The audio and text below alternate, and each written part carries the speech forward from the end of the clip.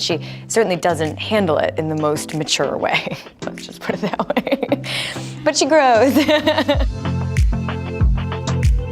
So at the end of season 2, Midge gets so overwhelmed by being invited to join Shy Baldwin on the road that she forgets that she's very nearly engaged to Benjamin and says yes. And she goes to see Lenny Bruce perform. And I think Midge has a big realization that doing this career and being completely invested in it, which she's waffled with for quite a lot of the season, means that she's gonna be alone forever, that she can't have anyone relying on her, and she can't be there for other people in the same way that she needs to be present in this career. So she goes back to Joel just for one night, just for some company.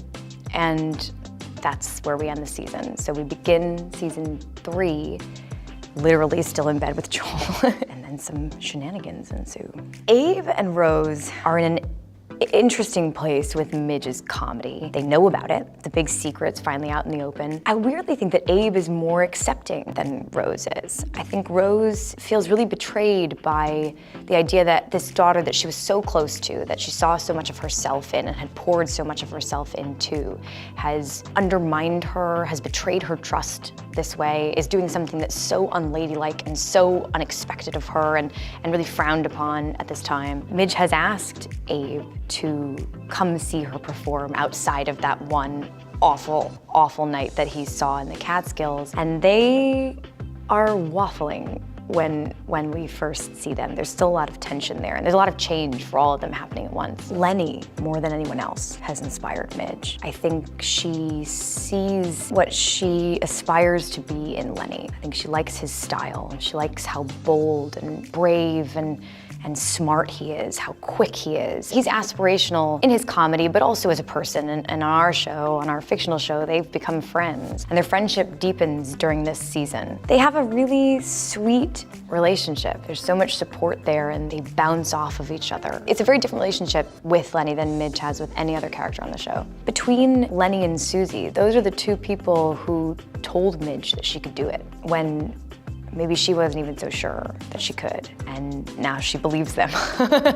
Alex and I talked a lot last season about how the honeymoon is over for Midge and Susie. They started this adventure, everything was fresh and new and shiny and exciting, and it kind of blows up a little bit in season 2. They spend too much time together, you know, they become roommates. And a lot of friendships go through those kinds of waves. Any relationship where love is involved has ups and downs and overs and sideways and everything in between. This season, even more so than last season, they're being confronted with the reality of this road they've decided to walk down together. It's not always glamorous, it's not always easy. We've always joked on the show about how, you know, Midge and Susie joke about whether or not they're really friends, but I know that Midge believes that they're friends, and the idea of what Midge understands as friendship is tested in this season when Susie takes on Sophie Lennon as a client, who is Midge's mortal enemy, as she says, who's tried to screw her and end her career more than once. Midge is forced to understand that she can't be the center of everyone's universe all the time,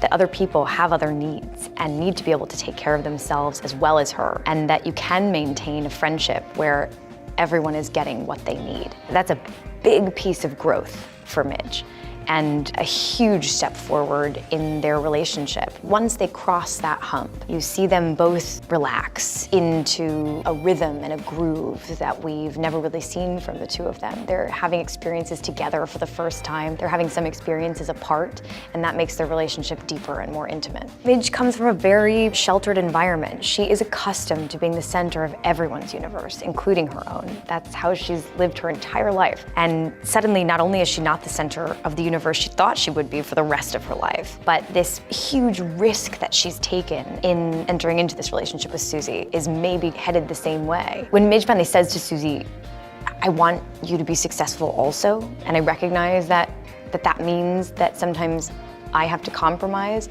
is maybe the biggest piece of personal growth that Midge has experienced on the show so far. Hey, guess what? Susie, who gets 10% of my salary, is gonna sit here and keep you company. Very smooth. See you after my show.